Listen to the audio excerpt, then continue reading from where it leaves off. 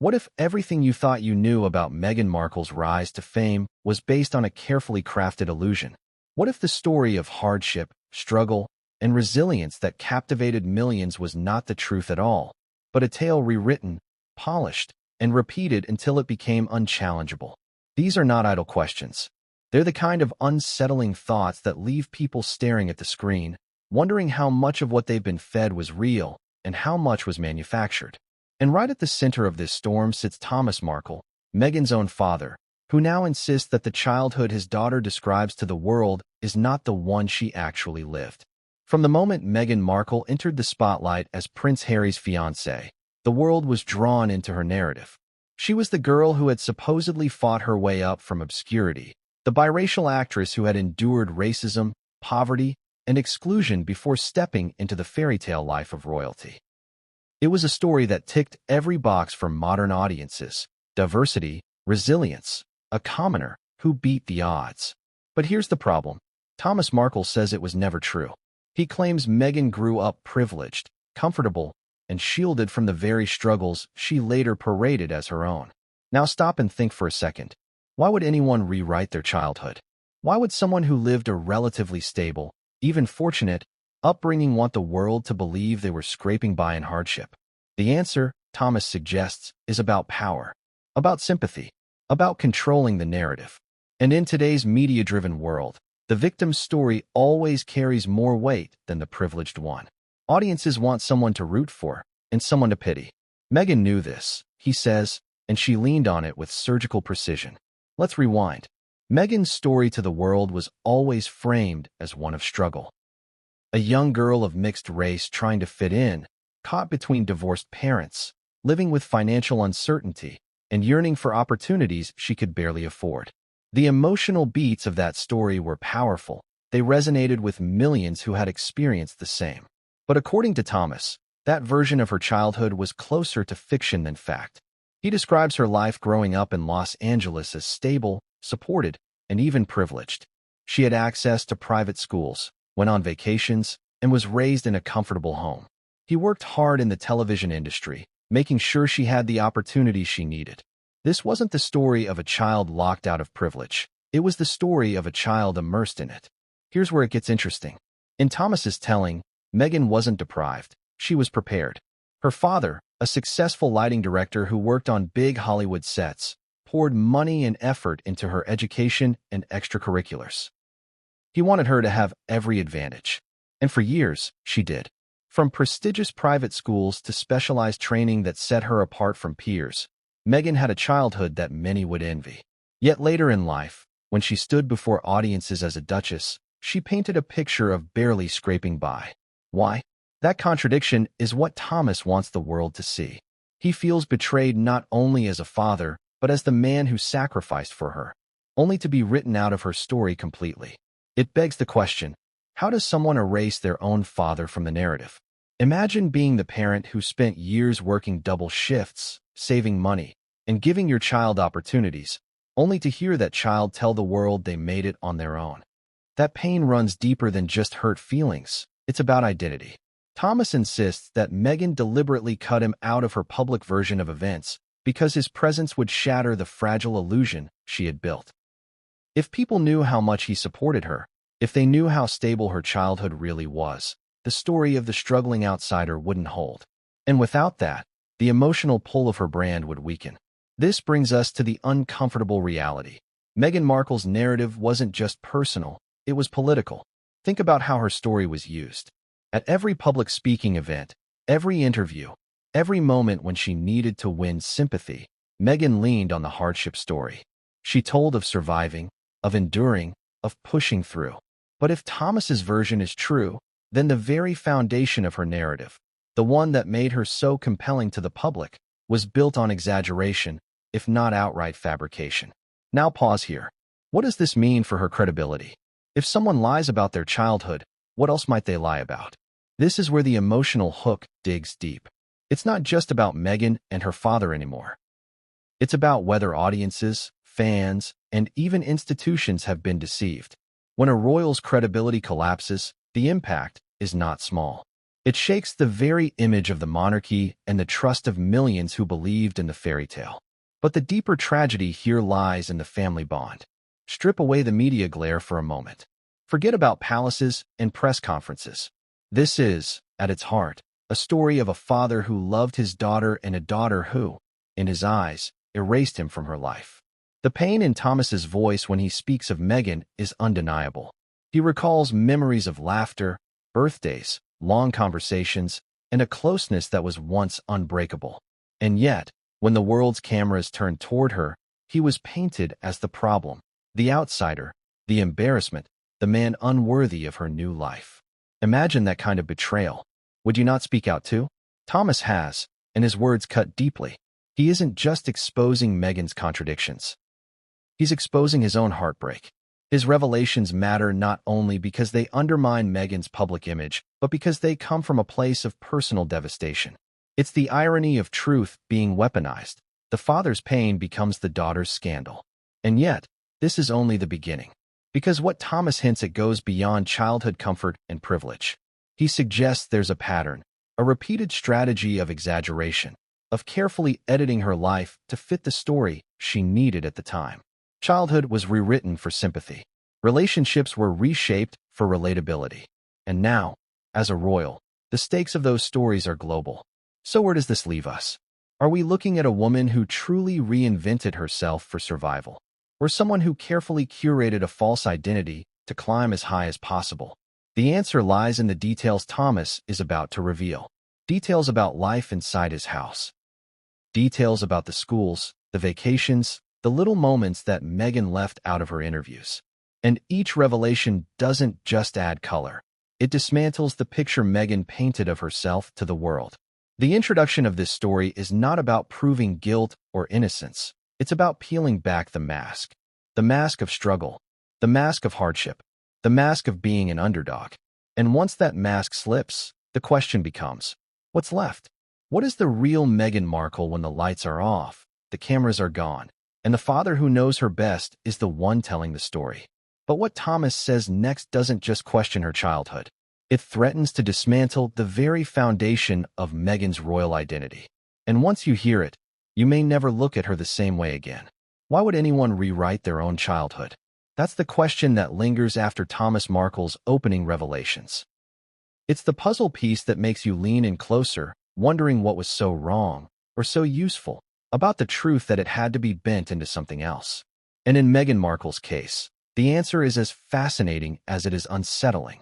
Because if Thomas is right, Meghan didn't just edit her story for dramatic effect. She created an entire character for the world to believe in. Meghan's public image has always hinged on one central theme: struggle. The underdog who rose against all odds. The girl who faced barriers and broke through them by sheer force of will. It's an image that resonates because it fits into a well-worn cultural script. People love stories of triumph over hardship. They love believing in someone who came from nothing and made it big. It's Cinderella in modern form. But here's where the contradiction lies. Thomas claims Meghan was no Cinderella. She was never sweeping ashes in the dark. She was, instead, a child with access, resources, and comfort that made her path far smoother than the one she later described. Think about it. In interviews, Meghan often hinted at financial struggle. She spoke about the challenges of growing up biracial in a divided world. She painted pictures of an outsider looking in. Yet behind closed doors, Thomas says, the reality was different. He paid for her private schooling at Immaculate Heart, an expensive and well-regarded Catholic institution. That alone would have been out of reach for most single-parent households. He worked overtime in Hollywood as a lighting director, pulling in enough income to give Meghan opportunities beyond the reach of many. She didn't wear hand-me-down uniforms or walk through dangerous neighborhoods to get to class. She had a stable home, rides to school, and access to experiences that shaped her future success. So why erase that? Why pretend to be the underdog? That's where strategy enters the story. In a world obsessed with authenticity, paradoxically, it's often the most carefully staged stories that win. Meghan knew the power of relatability. To be the Duchess who grew up privileged might make her seem distant. But to be the Duchess who clawed her way up from the bottom, that makes her unforgettable. It makes her inspiring. It makes her a brand. But let's pause and ask, is there anything more unsettling than realizing you might have been sold a performance? Imagine believing in someone because you saw yourself in them, only to find out their struggles were borrowed, not lived. Doesn't that sting? It makes you question everything else they've told you. If childhood was rewritten, what about the rest? Thomas describes moments that directly contradict Meghan's hardship story. He recalls family vacations to Mexico, trips to see relatives, birthdays with thoughtful gifts and celebrations. He insists she never lacked for food, clothing, or opportunity. And here's where irony cuts deep. Meghan's narrative of poverty and struggle was built on omitting those very details. She never denied that she went to private school, but she framed it as a sacrifice that left her family scraping by. She never denied that her father worked in Hollywood, but she emphasized how lonely she felt, as though the industry's glitter never touched her life. She told half-truths that painted a picture more sympathetic than accurate. And that's what makes this exposé so dramatic. It's not about outright lies, but about carefully chosen angles. Thomas argues that Meghan became a master of selective storytelling. She didn't invent hardship out of thin air, but she magnified small slights into lifelong struggles. She framed normal challenges as monumental obstacles.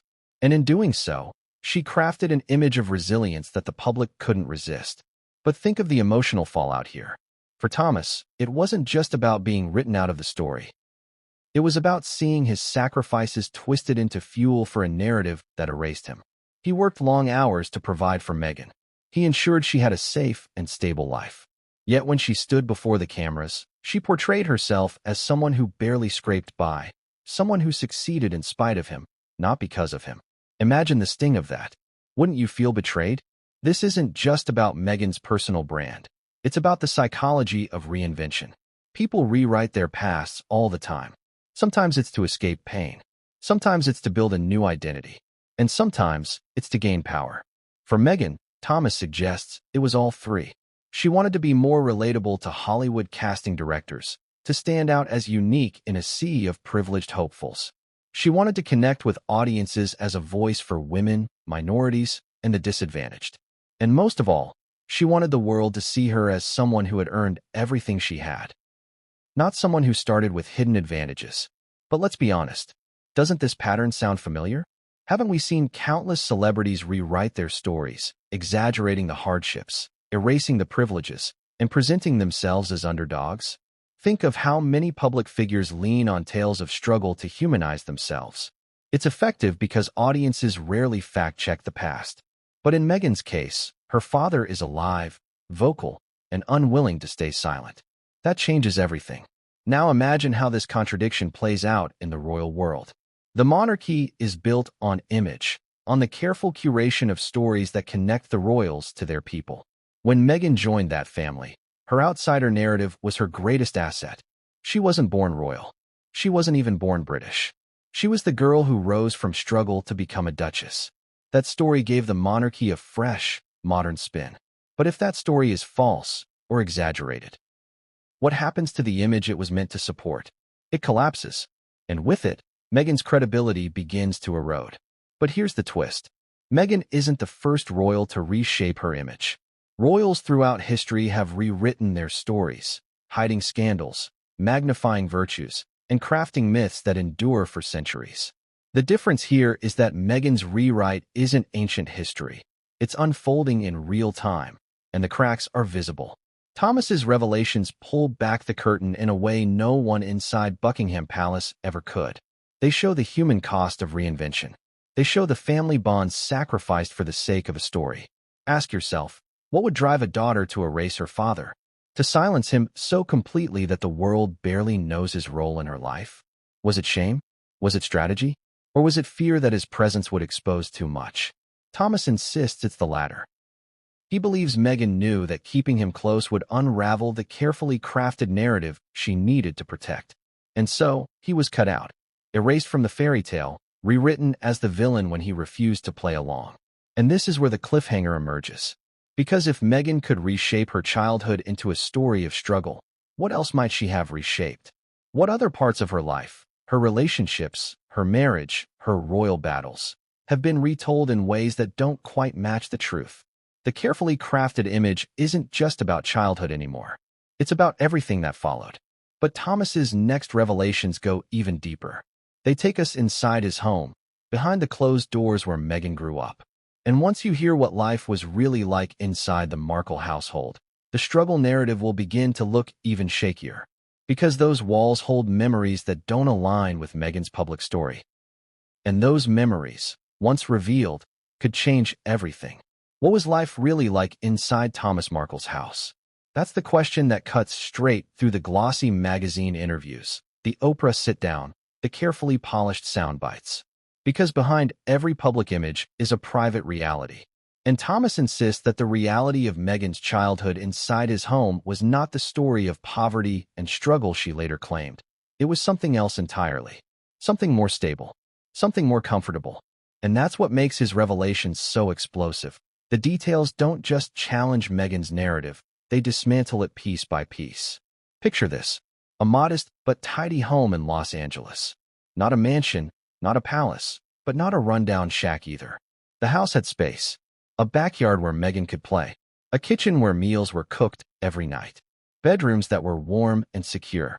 This wasn't the setting of hardship, it was the setting of middle-class America. And Thomas was proud of it. He'd worked decades in television, his hands literally shaping the lighting and mood of Hollywood productions. That career, while not celebrity status, brought in enough money to give his daughter an upbringing that was steady and enriched. Yet when Meghan spoke later in life, she painted a very different picture. She emphasized the separation of her parents. She talked about feeling like an outsider, like someone who didn't belong.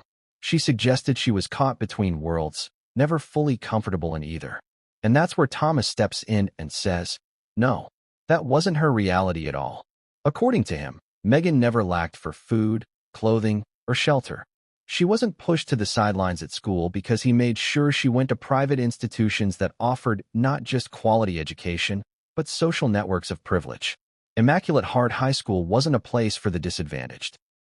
It was a place where future leaders, artists, and influencers studied. It gave Meghan access to opportunities, scholarships, and connections that would shape her career.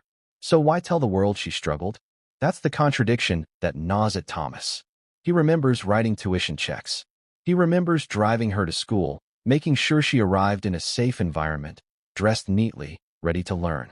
He remembers working long hours in Hollywood not because he wanted a glamorous life, but because he wanted to secure his daughter's future. And in his mind, those sacrifices are being erased every time Meghan tells the world she had to claw her way up from nothing. Now, let's add some emotional texture here. Imagine you're a father who stayed up nights worrying about tuition payments. You cut back on your own luxuries. You take double shifts, staying late on sets, enduring the exhaustion of physical labor in television production. You do all this to give your daughter a good life. And then, years later, she sits on international television and says she struggled, says she barely made it, says she knows what it's like to live on the margins. Wouldn't that break you? Wouldn't that feel like your entire life's work had been dismissed?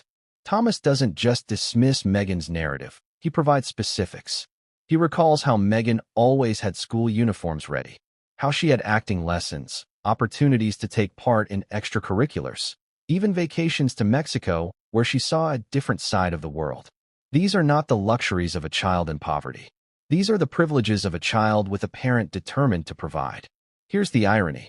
Meghan often spoke about working at a frozen yogurt shop as a teenager, implying that she had to earn her way early on. But Thomas points out that this job wasn't about survival. It was about experience. It was something she chose to do, not something she was forced into to keep food on the table.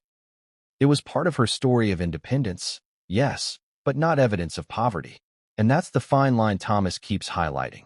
Meghan takes small truths and reframes them into struggles.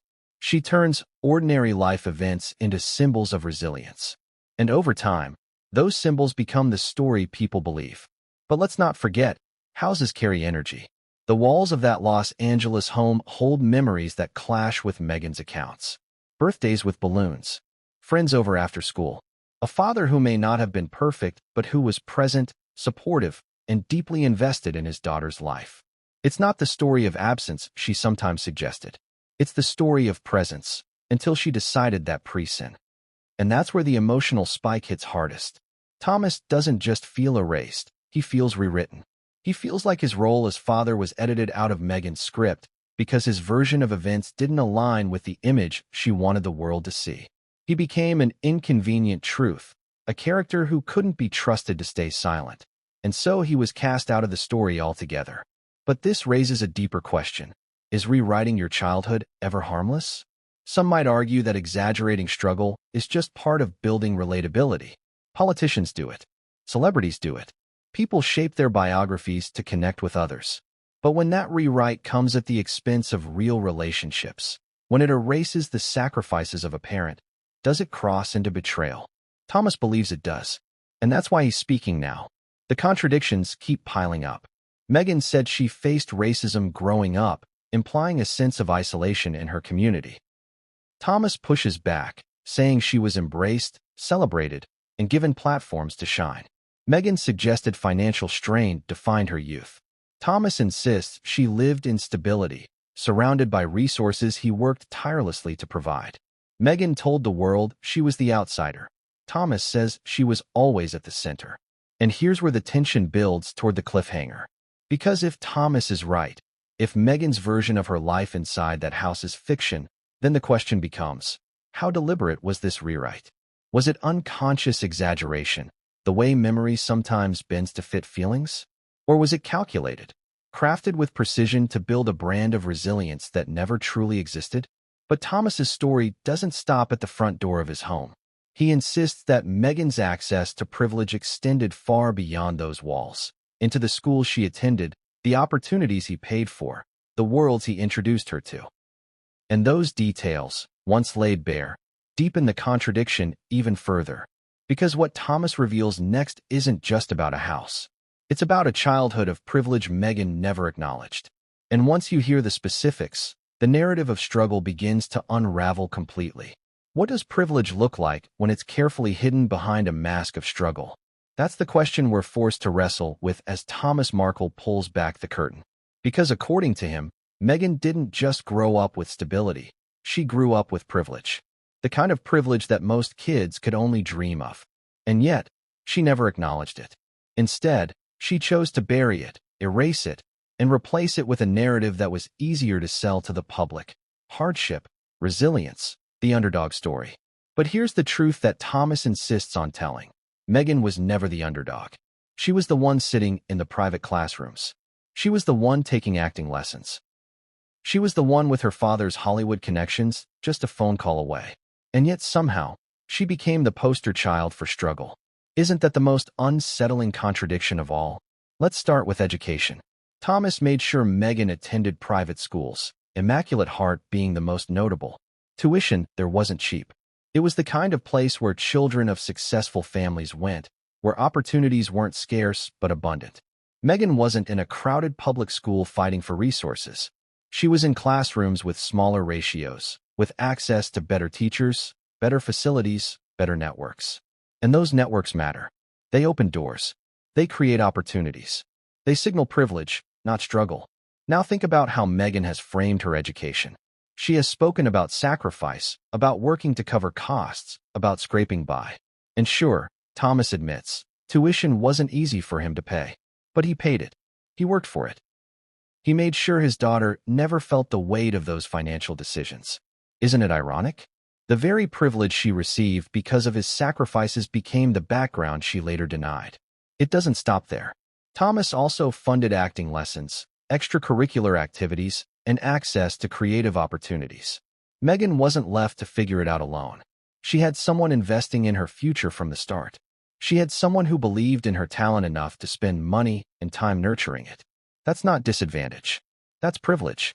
And yet, Thomas says, she refuses to acknowledge it. So ask yourself, why? Why erase those advantages? Why tell the world you fought against all odds when the truth is you had a father making sure those odds were in your favor? Could it be that the story of privilege is less compelling than the story of struggle? Could it be that hardship makes for a better headline than gratitude? Let's go deeper. Privilege also showed up in the lifestyle Meghan enjoyed growing up. Vacations weren't out of reach. Thomas remembers trips to Mexico, holidays that brought variety and perspective. Meghan wasn't stuck in one small neighborhood with no exposure to the world. She had experiences that broadened her horizons. She had opportunities to see life outside her bubble.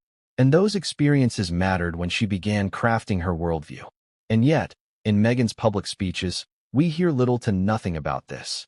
Instead, we hear about the hardships of being biracial, the loneliness of being caught between two parents, the financial struggles that supposedly defined her. Are those struggles real? Yes, to an extent. Every family has challenges. But were they the defining forces of her childhood? Thomas says no. He insists the defining force was privilege, privilege that she has conveniently erased. Now, think about the psychology of this. When someone erases privilege and replaces it with struggle, what are they really doing? They're building sympathy. They're creating a bond with the audience. They're saying, I'm just like you. I've been through the same pain. And once that bond is built, it's powerful. People root for you. They forgive you.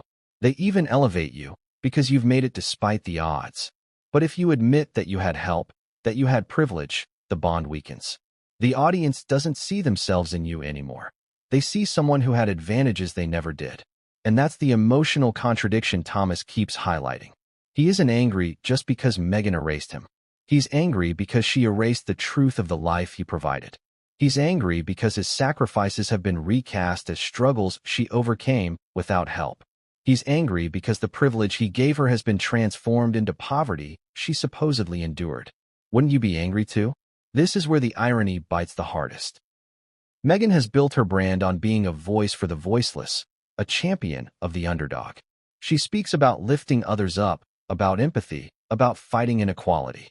And yet, according to Thomas, she refuses to acknowledge that her own life was cushioned by the very privilege so many others lack. Isn't it ironic that the champion of struggle was herself shielded from it? But let's not forget, privilege isn't just about money. It's also about exposure. Thomas's work in Hollywood gave Meghan a glimpse into a world most kids could never access. She saw cameras, sets, actors, the mechanics of storytelling. She grew up around the very industry she would later enter. That's not struggle. That's preparation. That's a head start. And yet, she often spoke as though she clawed her way into Hollywood with no support, no connections, no advantages. That's another contradiction Thomas can't ignore. So here we are, staring at two parallel stories. On one side, Meghan's tale of hardship and resilience. On the other, Thomas's tale of privilege and comfort. Which one do you believe? Which one feels closer to the truth? Let's be clear. This isn't about denying that Meghan may have felt different as a biracial girl in a mostly white environment. Those struggles are real and valid. But when you combine them with the comfort of private schooling, vacations, acting lessons, and Hollywood connections, the picture changes. The struggle no longer defines the childhood. It becomes one part of a much larger story of privilege. And that's what Thomas insists must be acknowledged. But here's where the cliffhanger sharpens. Because if Meghan erased privilege in her childhood story, what about later in life? Did she continue this pattern in Hollywood, in her royal career, even in her marriage to Prince Harry? Did she continue to rewrite the story to fit whatever audience she needed to sway? Thomas believes the answer is yes. And the first sign of that comes not in her education, not in her vacations, but in the silence she gave him when he needed her most. Because as Thomas reveals, privilege wasn't just about what Meghan had growing up. It was about what she chose to ignore when the tables turned. And when her father's financial world began to collapse, Meghan's silence told him everything he needed to know about where he stood in her carefully crafted narrative. What happens when the bond between a father and daughter is tested not by distance, not by divorce, but by silence? Silence can be louder than any argument. It can cut deeper than cruel words. And in Thomas Markle's case, the silence from Meghan, the daughter he once adored, wasn't just heartbreaking. He believes it was calculated. Think about this for a moment. Thomas had been the provider, the protector, the man who lit up the stages of Hollywood so his little girl could sit in private classrooms and dream about becoming someone special. He was there at birthdays. He was there with advice, encouragement, and money when it mattered most. But then, as his fortunes changed and his financial stability crumbled, Meghan's voice disappeared. The daughter who once leaned on him for everything was suddenly nowhere to be found. Why? That's the question that torments him to this day. Let's rewind to the timeline. Thomas was once a successful Emmy-winning lighting director. He made good money, enough to support Meghan's education, lifestyle, and budding ambitions. But like many in Hollywood, fortunes can fade quickly. The industry moved on. Health issues added strain. Retirement meant a smaller income. And as his stability slipped away, Thomas found himself struggling. This was the moment you might expect a daughter, especially one with growing fame and wealth, to step in, to help, to acknowledge the years of sacrifice and give something back. But according to Thomas, Meghan's response was silence. Imagine that. You give your all to someone. You pour your life's work into raising them, and when the roles reverse, when you're the one in need, they vanish. No phone call, no check-in, no thank you, just silence. Wouldn't that break your heart? This silence wasn't accidental, Thomas believes. It wasn't about being busy or distracted. It was deliberate.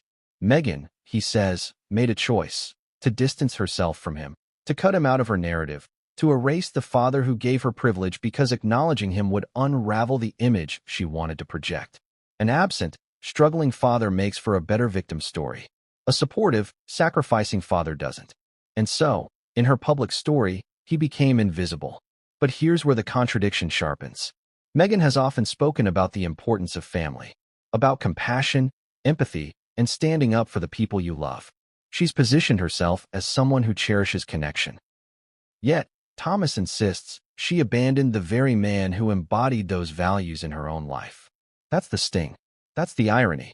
It's not just the absence of gratitude. It's the rewriting of reality to suit her needs. Now, ask yourself, can silence be more damaging than confrontation? At least with confrontation, there are words, emotions, explanations. But silence leaves only questions. Silence forces the other person to fill in the blanks. And Thomas filled them in with betrayal. He saw Meghan's lack of communication not as neglect, but as rejection, a clear sign that he was no longer part of her story. The silence grew louder as Meghan's fame grew. When she landed her role on Suits, Thomas thought he might hear from her more often. Instead, the gap widened. When she entered the royal family, he hoped her newfound platform would bring reconciliation. Instead, he found himself vilified, cast as the embarrassing relative. And when the wedding came, the moment every father dreams of, Thomas's voice was absent, his presence erased, his silence mirrored back to him on the world stage. And here's the cruelest twist. Meghan didn't just remain silent privately. Publicly, she reframed his absence as his fault. She let the narrative take shape that Thomas had betrayed her with paparazzi photos, that he was unreliable, that he had hurt her. Suddenly, the man who had once been her foundation became her liability, and she did nothing to defend him, nothing to remind the world of the father who had once provided everything. Instead, she let the silence do the work of erasure. Thomas has spoken about how deeply this silence cut. He remembers the days after her wedding when he sat alone, recovering from heart surgery, watching the coverage on television. He remembers the sting of not being there, not walking her down the aisle, not even being acknowledged. And he remembers the deafening silence that followed. No phone call, no letter, no attempt to mend the bond. Just a daughter who had moved on, leaving her father behind in the shadows. But was it really just silence, or was it strategy? That's the chilling possibility Thomas suggests. That Meghan's silence wasn't neglect, but design. That cutting him off wasn't about anger, it was about image. That to maintain her story of struggle and resilience, she couldn't have a father in the wings reminding the world of the privilege she had known. He had to go, and the easiest way to erase him was to stop speaking to him at all. Doesn't that idea shake you? The thought that silence could be wielded like a weapon? That absence could be engineered not as accident, but as deliberate PR? If Thomas is right, then Meghan's silence was more than personal betrayal. It was professional strategy. And this strategy didn't just affect Thomas. It affected the world's perception of her. The absent father fit neatly into the narrative of hardship. The daughter who succeeded in spite of him became more compelling than the daughter who succeeded because of him. And so the silence became part of the myth. But here's where the story twists again. Because Thomas insists the silence wasn't just about him. It was also about control. Meghan, he says, feared what he might reveal if kept close. She feared his version of the story, one that included privilege, comfort, and sacrifice, would unravel her carefully curated image. And so, Better to cut him off than risk contradiction. Better to leave him alone in silence than risk the truth spilling out. And now, the truth is spilling anyway. Thomas is no longer silent. He's no longer willing to sit in the shadows. He's speaking out, breaking the silence, and telling the world what he remembers. And those memories don't just challenge Meghan's story. They expose the cracks in the image she's built. But if silence was her weapon, what happens when that silence is broken? What happens when the man she erased steps back into the spotlight with receipts, with memories, with contradictions? The fallout is bigger than just one father and one daughter. Because Thomas's revelations don't just alter Meghan's personal narrative, they ripple outward, touching her Hollywood career, her royal standing, even her marriage. And what comes next in Thomas's account is even more revealing. It's not just about silence. It's about the world Meghan was ushered into because of him. A world she later pretended to have clawed her way into. A world that gave her more privilege than she ever admitted. Because Thomas's next chapter takes us straight into Hollywood. The lights, the cameras, the backstage access, and the revelation that Meghan's entry into that world wasn't against the odds at all, but handed to her on a silver platter by the very father she erased. What if Meghan Markle's journey into Hollywood wasn't the struggle she painted it to be? What if, instead of clawing her way into the industry, she was quietly ushered in, handed access to a world most aspiring actors could only dream of by her father's career behind the cameras? That's the claim Thomas Markle makes. And it changes everything. Because behind the glamorous facade of self-made actress lies another story. A story of a child who didn't just grow up watching television, but grew up inside the machine that made it. Meghan wasn't a stranger to Hollywood. She was raised in its shadow. She had a father who spent decades working on one of the most iconic sets in television history, married, with children. And that connection, Thomas insists, gave her an entry point into the world she would later claim she had to fight tooth and nail to enter. Picture it. Meghan, a young girl, wandering the sound stages where sitcom magic was created, surrounded by actors, directors, producers. Watching how scripts became scenes, how lights turned ordinary sets into stories that reached millions. Can you imagine the impact of growing up with that kind of exposure? While other kids were doing homework at the kitchen table, Meghan was doing hers in the presence of a Hollywood production. While others dreamed of being discovered, she was already standing on the doorstep of discovery. Now, here's the contradiction. Meghan has often described her path into acting as one filled with rejection, with years of struggling, with a climb from nothing. She's spoken about auditions where she was treated unfairly, about the uphill battle of being biracial in an industry that didn't know what to do with her. And yes, rejection is part of any actor's life. But what Thomas reveals is that Meghan wasn't starting at the bottom. She wasn't a nobody trying to break through a locked door. She was already inside the building. She had access. She had privilege. Doesn't that change the story? Doesn't it make you question the carefully curated image of the underdog who fought her way into the spotlight? Thomas recalls bringing Meghan to work with him, showing her the ropes, letting her see what a career in television really looked like. These weren't distant stories told around the dinner table. This was lived experience. Meghan was there, on the sets, in the environment, absorbing everything. And whether she admits it or not, that gave her an advantage. Think about how powerful exposure is. If you grow up watching something from the inside, it stops being intimidating. The lights don't scare you. The cameras don't overwhelm you. You know the rhythm. You know the atmosphere. And when you finally step in front of the camera, you're not a stranger, you're at home. That's the privilege Meghan had. And yet, when she speaks about her career, she emphasizes the struggle. She rarely acknowledges the doors that were already half open. She highlights the rejections, but not the access. She underscores the obstacles, but not the connections. Isn't that an interesting omission? Now, let's talk about Hollywood itself. The entertainment industry is brutal. It's cutthroat. Thousands of talented people never make it, and many of them never even get the chance to set foot on a real soundstage. But Meghan did, before she was even out of high school. That's not struggle. That's opportunity. That's privilege. Thomas believes that Meghan's entire Hollywood narrative is another example of her selective storytelling. She didn't lie outright, but she told only half the story. She leaned into the parts that made her seem relatable and inspiring, and she left out the parts that made her look privileged and connected. And over time, that half-truth became the whole story. Now ask yourself, why erase those Hollywood connections? Why pretend that your journey started in obscurity when it actually started in the heart of the industry? The answer is the same as always: relatability sells. People root for the outsider, not the insider. And Meghan, Thomas says, knew exactly how to package herself to the world. Here's an emotional beat that Thomas can't ignore. When he hears Meghan describe her Hollywood career as an uphill battle, he remembers the sacrifices he made to support her along the way. He remembers paying for her acting lessons, driving her to auditions, encouraging her when roles didn't land. He remembers the practical support, money, transportation, advice that made her pursuit possible. And yet, in her public story, he's absent, erased again. Wouldn't that hurt you? Wouldn't it sting to know that the very world you introduced your daughter to was later described as something she had to storm on her own? This is where irony slices through. Meghan speaks as though Hollywood was her battlefield. But for Thomas, Hollywood was his workplace. A workplace he brought her into.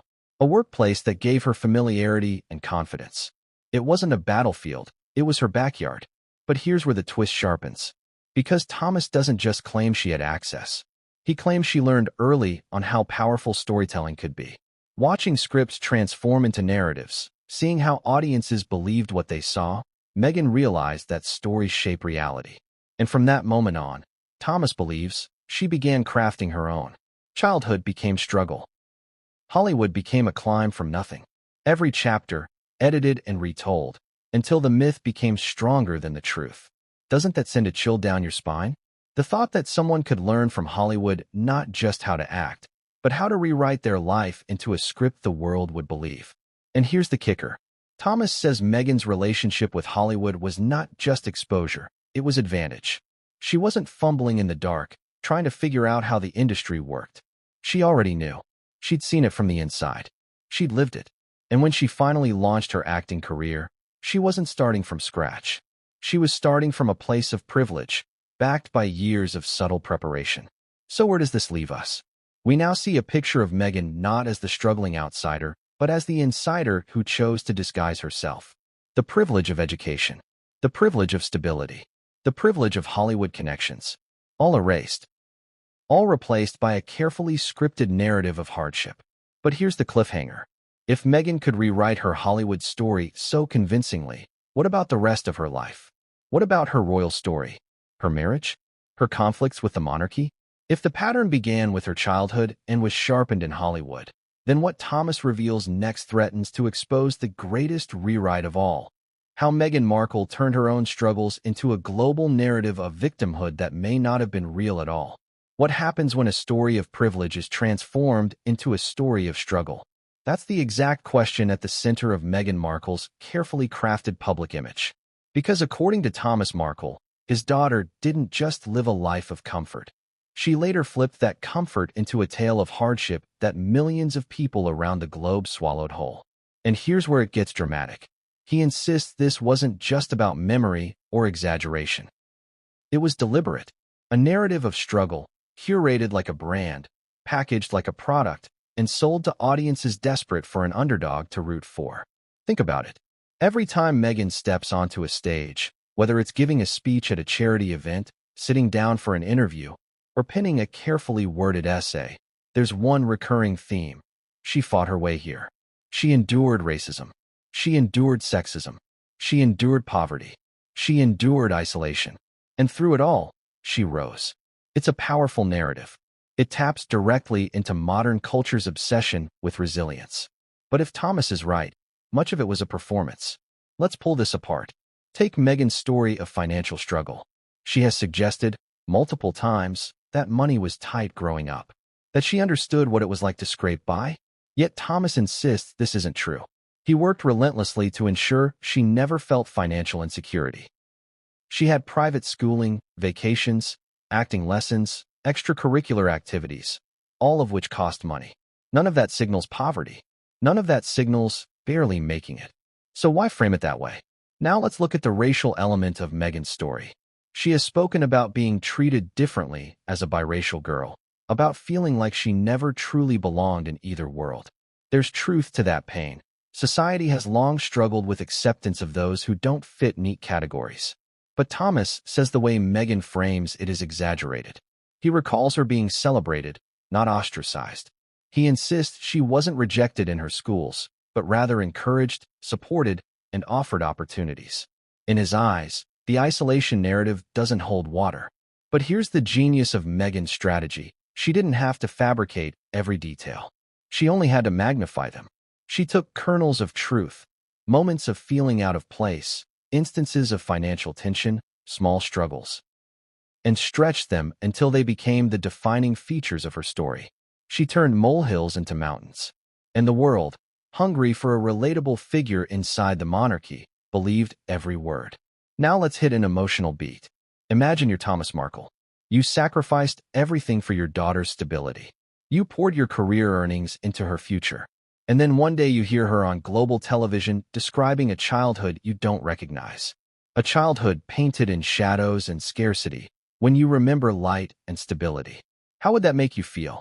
Would you feel invisible? Betrayed? Would you feel like your role as a father had been erased and replaced with a more convenient fiction? That's what Thomas insists happened.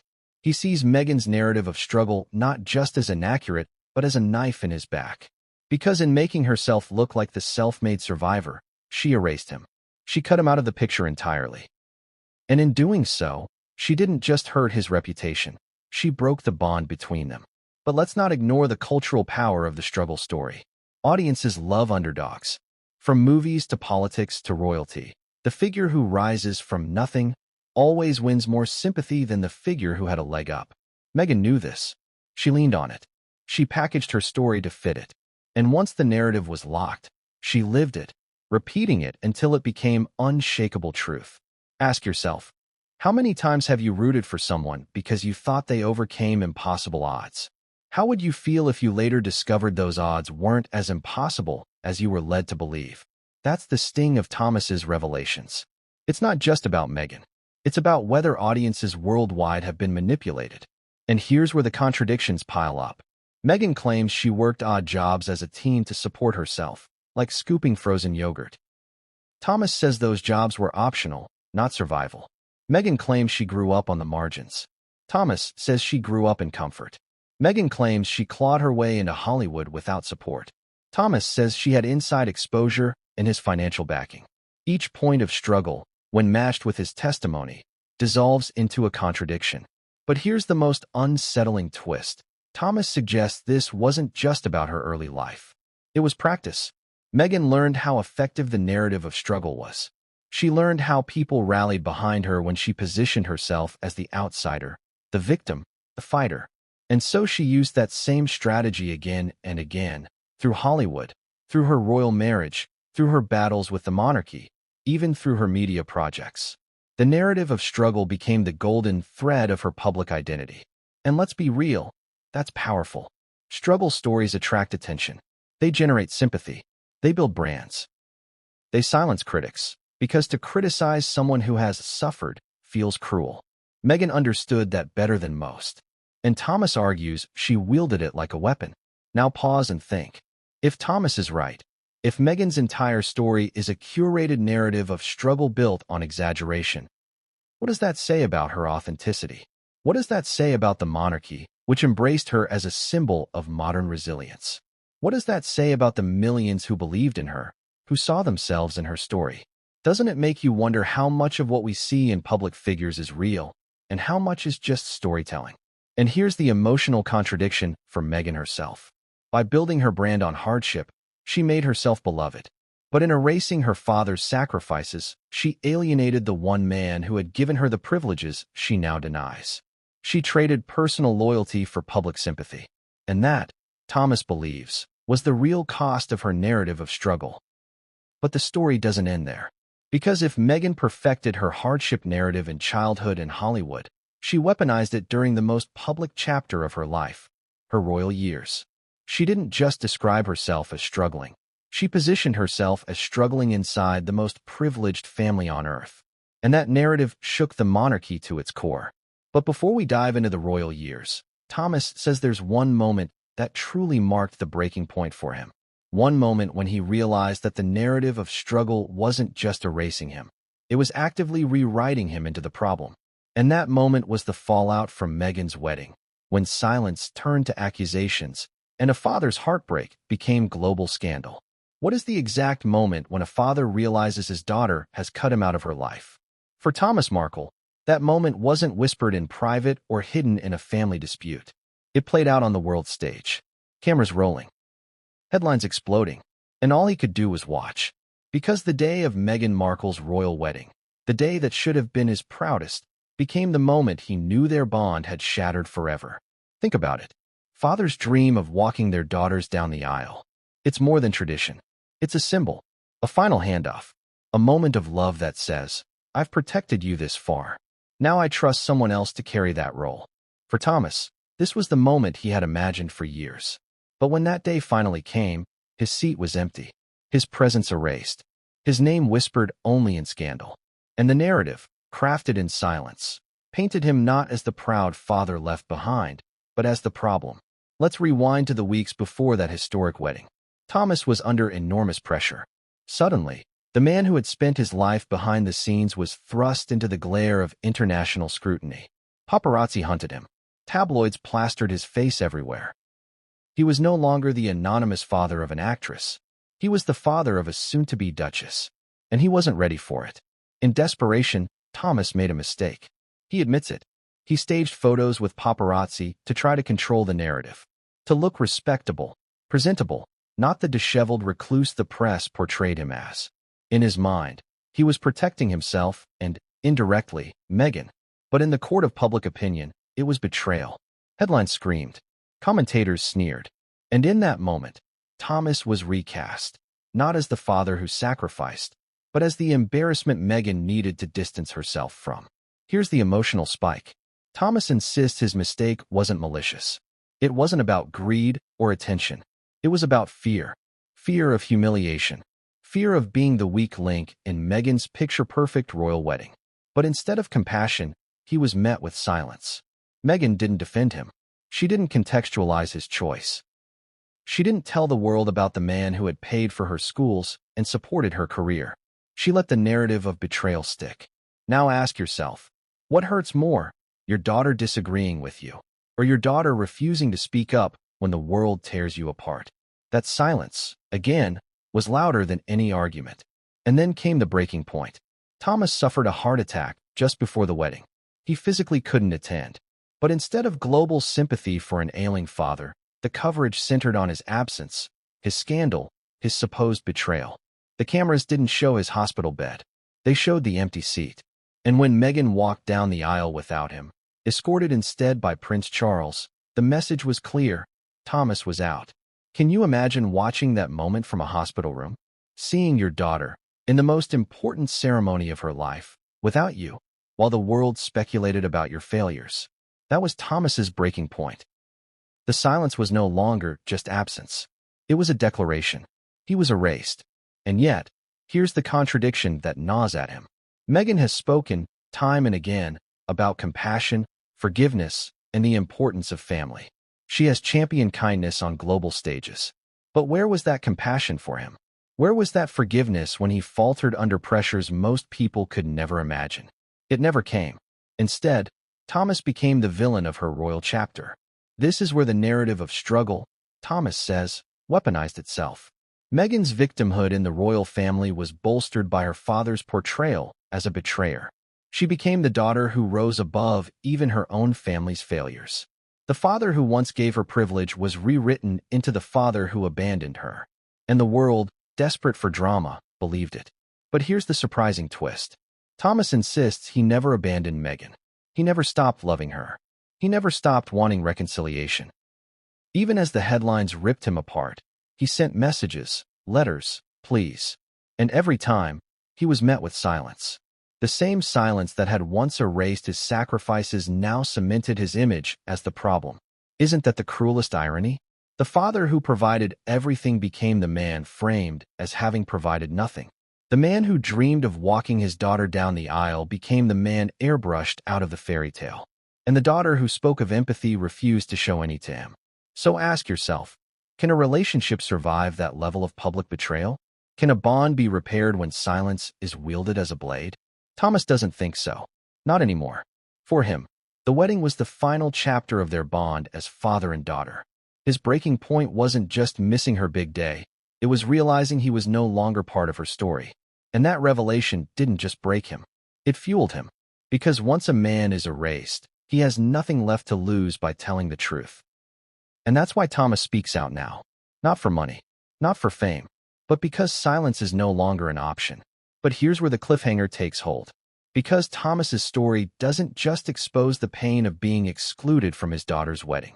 It leads into an even deeper contradiction. Meghan may have erased him, but she elevated someone else, her mother, Doria Ragland. And in the battle of narratives between two parents, the version Meghan chose to embrace reveals more than anyone expected. What happens when a child chooses one parent's story over the other's? When love, loyalty, and truth collide, and one parent's voice is elevated while the other's is buried. That's the haunting question at the heart of Meghan Markle's relationship with her parents. Because while Thomas Markle says he was erased, Doria Ragland, the quiet, reserved mother, was suddenly elevated to near-saint status in Meghan's narrative.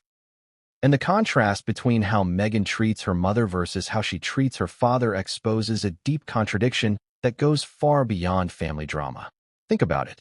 On the day of Meghan's wedding, there was no seat for Thomas. No acknowledgement. No father walking her down the aisle. But Doria was there, front and center, sitting with dignity, calm, and pride. Cameras zoomed in on her face. Commentators praised her poise. Meghan's mother became part of the fairy tale, while Meghan's father became the scandal. Why? That's the question Thomas wants the world to ask. Let's rewind to Meghan's childhood. Thomas claims he was the one who provided stability, comfort, and financial support. He was the one paying for private schools, vacations, and acting lessons.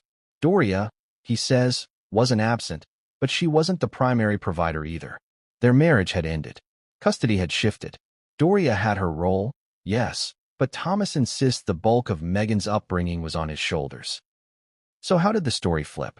How did the man who provided become invisible, while the parent who played a smaller role became the symbol of unconditional love? Here's the irony. Meghan preaches about truth and authenticity, yet her own narrative about her parents seems anything but balanced. She talks openly about her bond with Doria, about the wisdom and strength her mother gave her. She rarely, if ever, mentions Thomas's sacrifices. Isn't that strange? Doesn't that feel like a selective memory at play? Now pause and ask yourself, is this about love, or is it about optics? Because in the world Meghan stepped into, the royal world, optics matter more than anything. Which parent's presence made for the better story? Which parent's image aligned with the narrative of struggle, resilience, and overcoming? Doria fit neatly. She was the mother of color, the symbol of strength and grace in a world that often undervalues women like her. Thomas, meanwhile, was the white father whose career in Hollywood, whose financial sacrifices, whose messy paparazzi scandal didn't fit the image. And so, one parent was embraced while the other was erased. For Thomas, this wasn't just painful. It was devastating. Imagine being replaced not just in your daughter's life, but in her story. Imagine hearing her praise her mother in speeches while never mentioning you. Imagine watching the world applaud Doria's presence at the wedding while you sat alone, recovering from surgery, wondering why your daughter couldn't spare one word for you. Wouldn't that break your heart? And here's where the emotional beat intensifies. Thomas doesn't deny that Doria played a role in Meghan's life. He doesn't begrudge her the bond she shares with their daughter. But what he can't accept is being painted as irrelevant. He can't accept being rewritten as the villain while Doria is lifted as the hero. He can't accept that Meghan's truth seems to be half a story, the half that flatters her image while burying the parts that complicate it. This contradiction raises a chilling possibility. Did Meghan elevate her mother not just out of love, but out of strategy? Doria's image complements Meghan's narrative of struggle. A single mother of color raising a biracial daughter. That story resonates with audiences. It fits the underdog brand. But the father who worked in Hollywood, who paid for private schools, who gave her privilege, that doesn't fit. That undermines the image. And so, in the script of Meghan's life, Doria became the co-star while Thomas was cast out. But here's the twist. Thomas says this selective storytelling isn't just about parents. It's about a larger pattern in Meghan's life, choosing the people who fit her narrative and discarding the ones who don't. Friends, family, colleagues. If they serve the story, they stay. If they contradict it, they're silenced or erased. And for Thomas, that realization is more painful than anything else, because it means his erasure wasn't personal. It was tactical. Doesn't that sound cold? Doesn't that sound calculated? The idea that family bonds could be rewritten for the sake of image? And yet, the proof is in plain sight. Meghan and Harry have spoken glowingly about Doria in interviews. She was welcomed into the royal spotlight. She was presented as the anchor in Meghan's life. Meanwhile, Thomas became the cautionary tale, the embarrassing father, the one she doesn't speak to. The contrast couldn't be sharper. But here's the contradiction that keeps gnawing at Thomas. If Meghan truly preaches compassion, forgiveness, and healing, why extend it only to one parent? Why not to both? Why does one parent get grace while the other gets silence? Could it be that grace is conditional, that it's granted only when it serves the narrative? Now let's add another layer. Doria's silence. Unlike Thomas, Doria rarely speaks to the press. She keeps her image clean, polished, untarnished. That silence, in the eyes of the public, looks like dignity. But Thomas sees it differently. He believes her silence isn't just about privacy, it's about complicity. By not speaking, by letting Meghan control the story, Doria allows the narrative to stay lopsided. She doesn't challenge Meghan's version of events. She doesn't defend Thomas. She simply allows his erasure to continue. And that's the cruelest twist for Thomas. He isn't just fighting against Meghan's narrative. He's fighting against silence on all sides. His daughter won't speak to him. His ex-wife won't defend him. The palace won't intervene.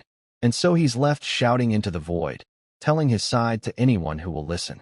But here's where the cliffhanger builds. Because if Meghan could rewrite her parents' roles so completely, elevating one, erasing the other, what else has she rewritten? What other parts of her story have been reshaped to fit the brand? Thomas insists that the answer lies not just in family dynamics, but in Meghan's public speeches, her charity work, her royal projects. Because while she speaks about struggle and empathy, he says the reality of her life tells a very different story. And that leads us directly into the next revelation. Meghan didn't just rewrite her parents' roles. She carried that same selective storytelling into her public platform. She built a brand as a voice for the voiceless, as a champion of equality and justice. But Thomas argues that when you compare those lofty speeches with her real upbringing, the hypocrisy is impossible to ignore. How can someone raised in privilege stand before the world and preach about poverty, inequality, and hardship as if they lived through it all themselves? That's the burning contradiction Thomas Markle points to when he listens to Meghan's charity speeches, her interviews, her carefully chosen words about struggle.